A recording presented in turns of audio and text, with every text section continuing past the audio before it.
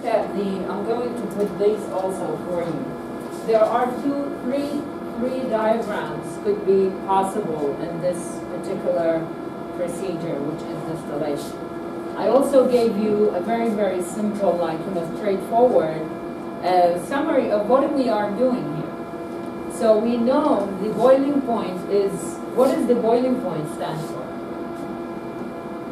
When the solution or the liquid's gonna reach the boiling point? When it's converted to what? Huh? When it's converted to what? When it's converted to Gas. gas? How? When? How is that possible? Boiling or heat? I know, boiling. When is it gonna stop boiling? And why is it gonna start boiling? We did actually, huh?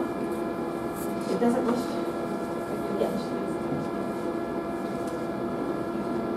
All right, I want to ask you this question. The water boils here exactly the same temperature when you are in the Himalaya? No. So what is the factor that it is going to affect the boiling? Temperature is not No. in atmospheric pressure. Pressure. So when the pressure, the vapor pressure, this is the boiling point. When the vapor pressure reach the outside pressure, whatever the outside pressure, the atmospheric pressure, then the liquid will start boiling. If it doesn't, if the vapor, it's not the liquid, the vapor over let's say I have this container and it has a liquid, start boiling. It is going to go into the gas phase, right? The gas phase, which we call it vapor, it is going to exert pressure. This pressure should be equal to the atmospheric pressure at that setup. If I am here, if I'm on the moon, if I'm on, I don't know. We are in a different planet. But as long as the vapor pressure is equal to the atmospheric pressure, then you're going to reach the boiling point. Now, when we reach the boiling point, it is not going to come immediately. We will have an equilibrium between the vapor and the liquid. And those are the 2 points that you're going to see, especially when we have a mixture. But in general, the standard is when we are going to have the vapor raises from the distillation flask. Like, this is a summary about the procedure. So the vapor raises from the distillation flask and come into contact with the thermometer. So we need to put a thermometer here. And then after that, because we are having this condenser will have cold water, which is a tap water, is going to be circulated to what? What are we going to do here? For the vapor to come back into a liquid. So we want to liquefy. When we are going to do that and having a condenser to condense the vapor from the gas phase back to the liquid phase. So this is a liquefying steps or like procedure or like process. So, but the thing is, we are going to reach equilibrium, especially when we have a mixture, okay? But if we have only that, we're going to have an equilibrium between the vapor and the liquid. There will be. In other words, you're not going to have everything, all the liquid comes into vapor at once.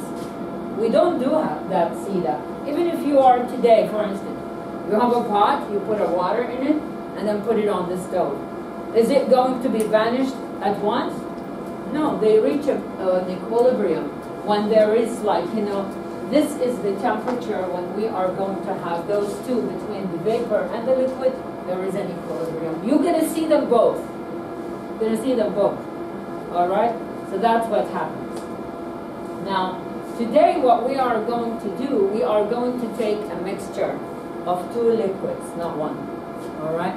You can always probably have one, which is maybe we can do that if it is possible.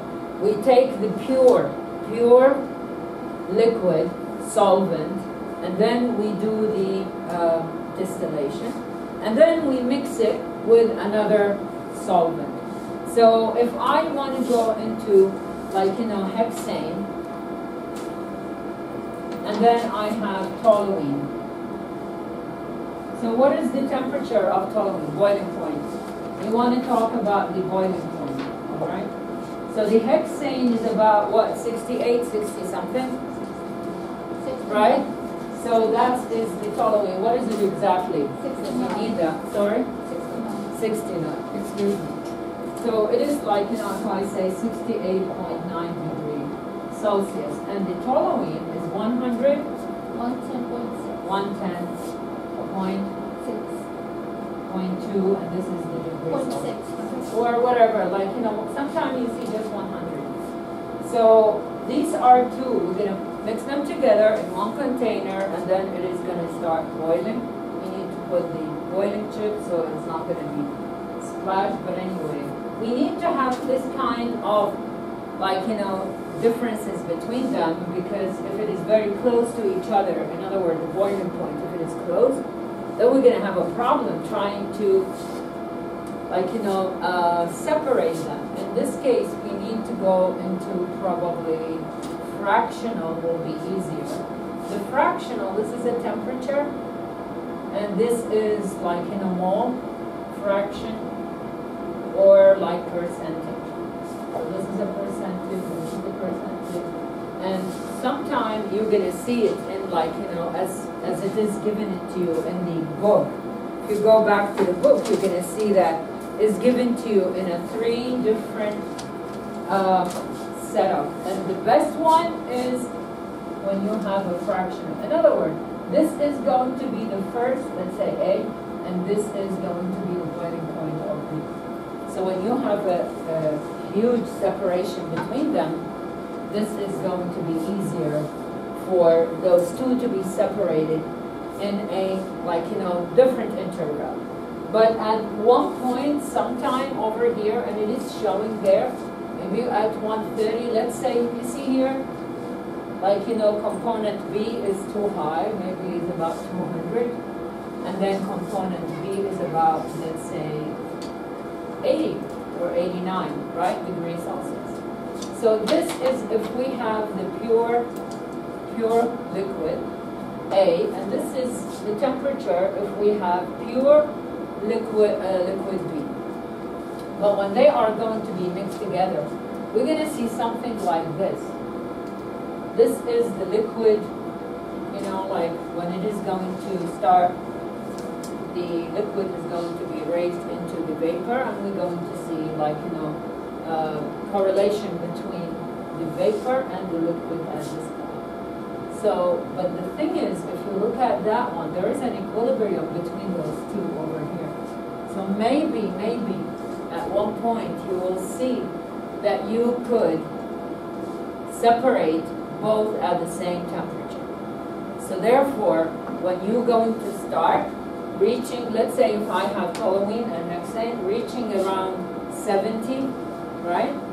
You're going to collect 0.5 milliliter per minute, right? And then collect about maybe 1 ml, right? And then after that, you're going to wait, because you're going to see a lot of those drops comes in out. Maybe we are going to have the mixture of the two until you reach the other point, like, the other temperature that you expect from the other component, which is the toluene. Then you're going to start collecting another batch of your liquid, okay? And then meanwhile, as you are going to go from here, like, as you can see, we will be able to monitor the temperature and how it is going to be changing with the amount of your component that you are going to collect. Following the, and I sent you, by the way, I sent you the procedure, did you see it? But anyway, so you have all the procedures and with the diagrams that I already posted for you. Now, this is what you are going to, after you collect the samples, the two samples, you measure them. You have a volume, okay? So you are going to collect the volume, and then we are going to go over the Raoult flow, to calculate the molar fraction for each one of those components. This is how we are going to do it. I don't know if you remember chemistry 2. We actually did talk about Raoult and the pure vapor pressure and the vapor pressure with a mixture. So anyway, anything with the dot here, with this the superscript, you are going to have a pure. This is the pure partial pressure of such chemicals. So you can find that in the reference, the partial pressure of a pure toluene and pure hexane, okay? So, or because we do also have cyclohexane. So it depends on which one you are going. So what is the temperature of cyclohexane? Is it around 90 something? Or 80 something? No. Is it like hexane? It's huh? No, it is not 80 or 90. No, not. Is it 80 something? 80.7. 80. Okay. So this is 80. So you see the differences between this and that, not as much as this one and that one. Maybe you take those two or these two. All right. So that's better. But anyway, you will be able to find the pure partial pressure of the toluene, the pure partial pressure of the hexane, and then we are going to find out the partial pressure of that particular chemicals, multiplying the pure times the molar fraction. How do we find the molar fraction? Molar fraction of A, let's say hexane, equal to the number of moles of hexane divided by the number of moles of hexane plus the number of moles of the other components, cyclohexane or toluene. How do we find the moles if we have liter or milliliter? Because we're going to measure, right, mil. In other words, volume. How do we find the moles from volume? Molarity, it's need moles. And volume? Is that volume? No, volume is going to be the mixture, which is solution. We don't want to do that. Using the ideal gas formula, ideal gas PV is equal to how do you convert volume into moles? Exactly.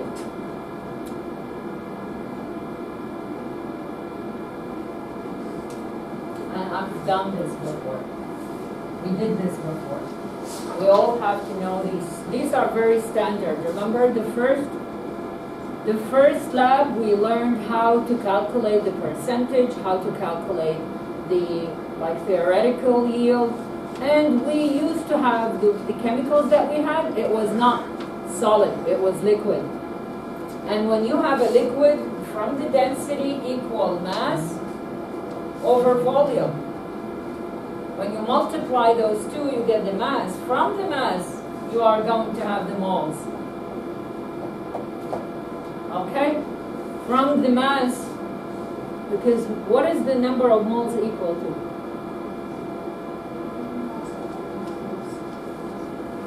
Mass divided by molar mass. Okay? That's how we convert from mass to mole. Is that clear, girls? I mean, we are the top here. We are in the top. And I'm taking you back into college chemistry. All right? So this is how you are going to calculate the number of moles of each component.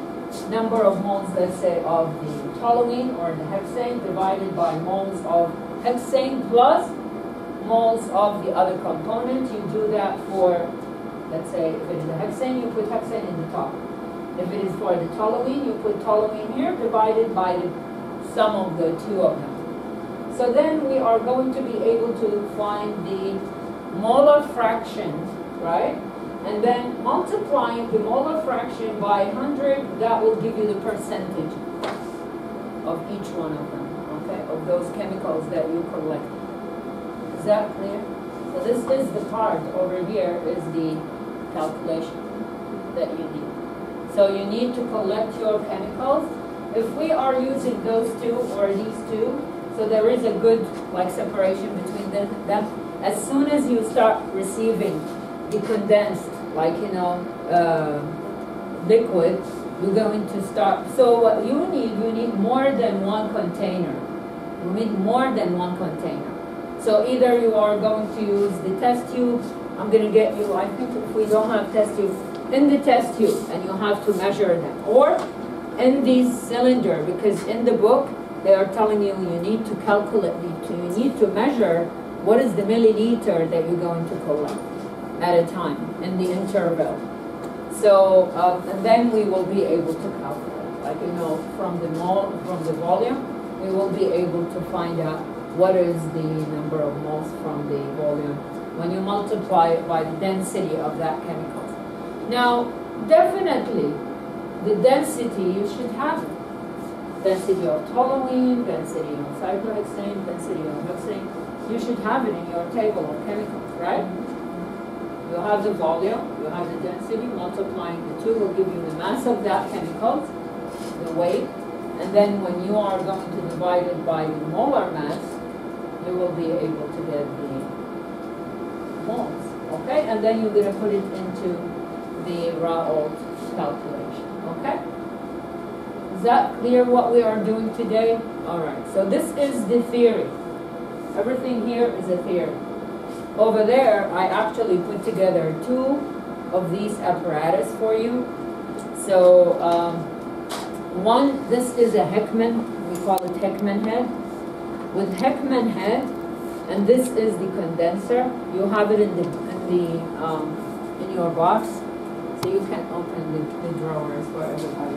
So you have it in the kit. This is a condenser. This is Heckman head, and this is the this is the container that it is over here is about 5 ml, right?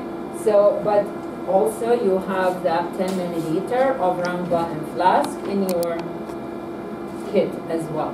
So you have the the freedom. Either you're going to use that round bottom flask or the conical vial. Conical vials, those are the conical vials, okay? So you can either put it this way and set up the apparatus, or you're going to do that. We need this here. Do you see that what's happening? By the way, and then after that, you have to poke that, like this one, the Teflon, and then we are going to put the thermometer. So the thermometer, I put 4 for you. It has to be about like beyond 100 because this one is 110. So you need to use like at least 150. And this is going to go through all the way, okay? And over here, also you're going to put the thermometer to monitor the temperature with the time of your collection. And that's exactly how we are going to find out whether your compound actually reached the boiling point or not, by monitoring the temperature, okay, with the time. So is that okay? So you have everything here. Do you see this desiccator? I mean this one, the condenser. Now I needed that because you have to hold it, otherwise it's going to be broken, breaking. So we need to make sure that we are going to, and then the receiver. Now the receiver, you should be able to have something to be received. I think you should have it. You should have it, okay? Now this one here, this one, in your kit also, this is called water condenser. Water condenser. When we are going to do the fractional distillation, we're going to put some of the stainless steel here, and then it is going to be put over here, and then the condenser. Okay, so I have to put it here, and then I will be able to put the condenser there. So this is basically what we do for the fraction. This is the only difference between the fractional distillation and simple distillation. So these two apparatus is for simple distillation. Okay? So that's the air condenser. All right, and then you're going to collect that, like whatever you're gonna receive those chemicals. And if we have, I'm gonna be able to get you one of these, or if you have more of these that, like, you know, conical vial, you can collect your chemicals in that. Like, we need another adapter, okay? And over here, that's the fun part of it. So if we are using Heckman head, all right, so in this case, probably it's easier for you, but it's up to you. I mean, I gave you the two apparatus setup. You see this one here? We have the disposable Pasteur pipette. What we are going to do, you're gonna see all the, like, you know, the condensed pure compound. It is going to be accumulated in this, like, you know, area. And all what we do, we can always collect it this way after you squeeze it, and then you're going to collect your liquid from here, okay? So this is how you are going to collect your liquid. Over here, it is going to be dripping. You're going to see it over here. It is going to be dripping, and you're going to collect it in the receiver, okay? So those are the two apparatus that we are going to use today. You want to use either one of them, it's up to you, okay? And I'm going to open one of those for you so you can see. I have maybe another sharper. Some of you guys, you will be able to see it. In your box, maybe it is open, like this Teflon. It is going to be open from the bottom, from the middle, and then you're going to be able to insert your thermometer, and that's how you're going to put it in here, or you're going to put it in, okay? I don't want to touch it. So, by the way, if you are using the conical vial, this is the aluminum box, like, you know, this is that it is going to be able to put the conical vial in. You should be able to use it for the round button flask as well. So we need the aluminum block, okay? And you have it in yours. Do you have a question for me so far? Everybody knows what you are doing today? Yes, you have a question? All right. So try to be prepared. Prepare the you know, like the apparatus. You have all the equipment you need. The hot plate is there, and then you're going to start working on the distillation. This is a very, very common purifying procedure that we use, and most of the, like, you know, the pure liquid that you see, for instance, the alcohol, one of them, right? So they do distillation, and you will be able to get a pure one. We also, if we have a mixture, like most of the, like for instance, also the vinegar has to be going through distillation, so then you will be able to get a pure compound or substance. It is very, very common, and it's actually used in the ancient time.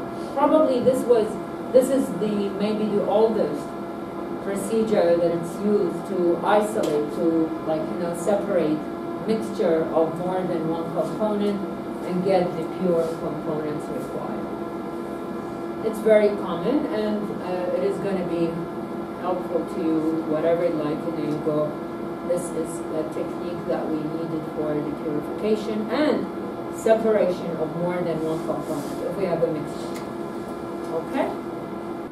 All right, so here we are. We were able to set up the apparatus for the simple distillation using the microscale, as we can see that. So this is the full apparatus using Heckman head, and what I did, I put 2 milliliter of toluene and then another 2 milliliter of hexane, cyclohexane, sorry, and I will start heating. before we start heating, we have to open the water, make sure that it is running smoothly and constantly. So we make sure that it is going to be recycled. Okay, so this is looking good. Goes through the condenser. So make sure that everything is already been set. And then we start, after we make sure the water is running, we're going to open it. And what I did is I also put a couple of these stones, boiling stones, so then we're not going to have any splash with our own chemicals. So here we have the mixture of them. And then we're going to start, when it is going to be condensed, I will start trying to collect all these condensed vapor from this side over here. So I insert it, and then I will start collecting it. Okay, so it is starting. The thermometer is there. So if we are going to have an issue with the condensation, all right, the condensation, we're going to wrap this head over here, the Heckman head.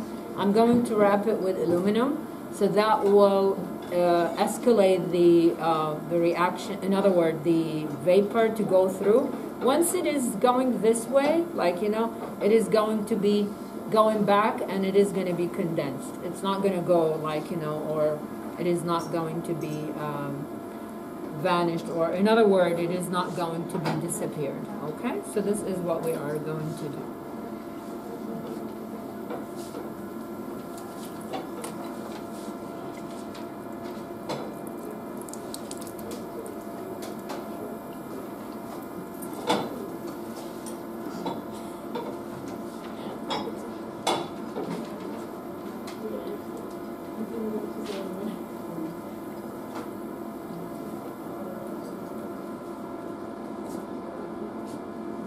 This is the boiling chip. Make sure you put it inside your conical vial or the round button flask.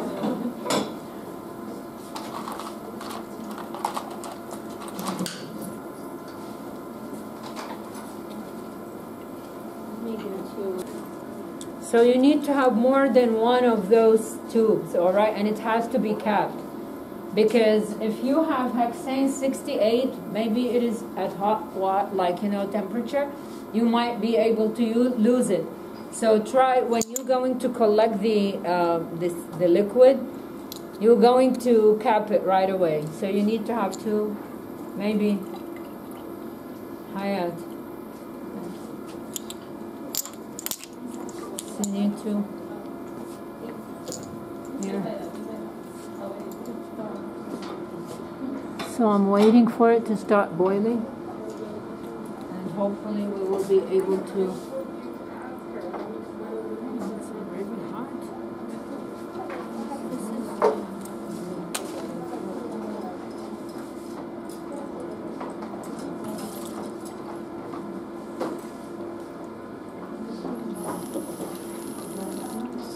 Be careful, don't open the hot water, open the cold water. There are two, hot and cold. Open the cold one.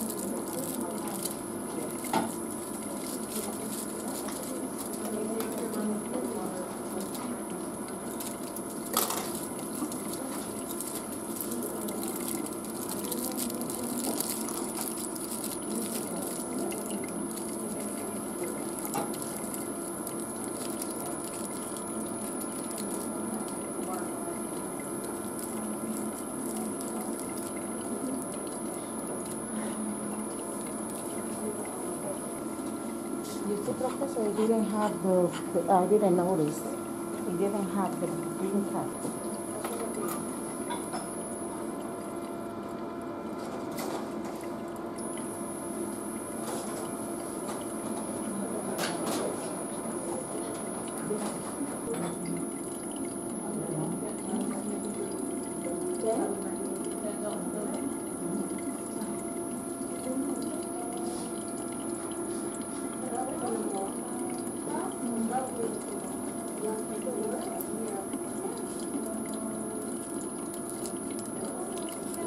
Wow. Wow, come over. You see, I start collecting my... Oh my God, I was busy with you, I missed it. So now I can collect that. What's the temperature? That's about 50 something.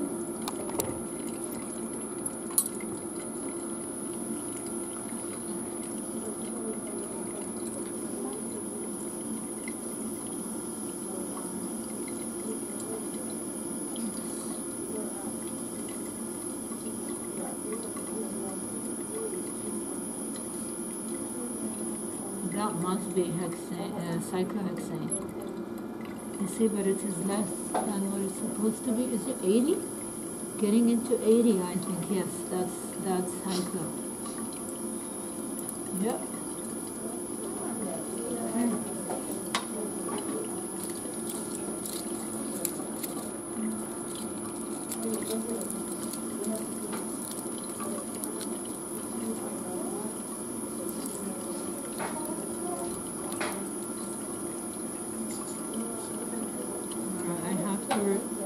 Oh, by the way, don't ever bring the mixture of the liquid into zero liquid.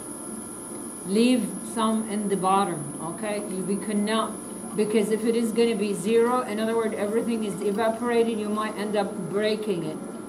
Just be careful. So when it is going to raise, I would lower the temperature. When it is going to be boiled very vigorously, I would lower the temperature. So I collected some. This is about 1 ml. So this is going to be my cyclohexane. Here. Yes, it is exactly 1 ml. That's very good. Okay, let me write it down. So I collected 1 ml cyclohexane at 80 degrees. Exactly 80 degrees. I was able to collect. I'm going to remove it because I'm going to get. Alright, now let's see. Hopefully.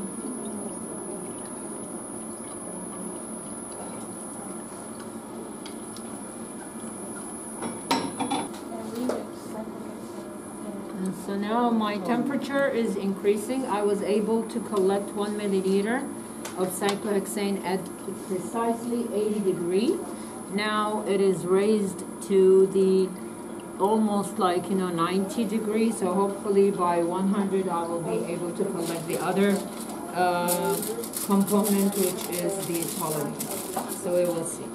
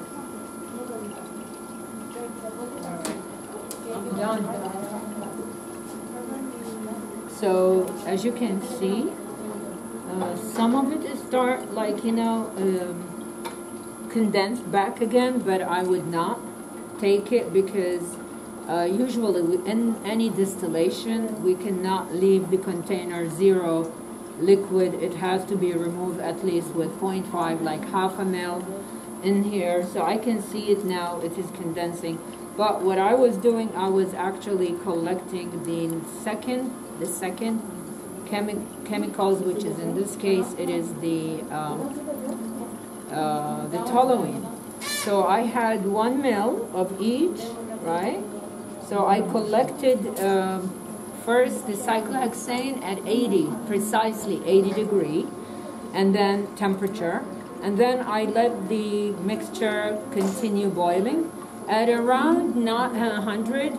It was like 95.8 or 90 something, like, you know, toward the end, 90, I think 97, I was able to collect the toluene. The pure toluene boiling point is 110. I collected my toluene at around 100, but it's not 100 point, like, you know, 110.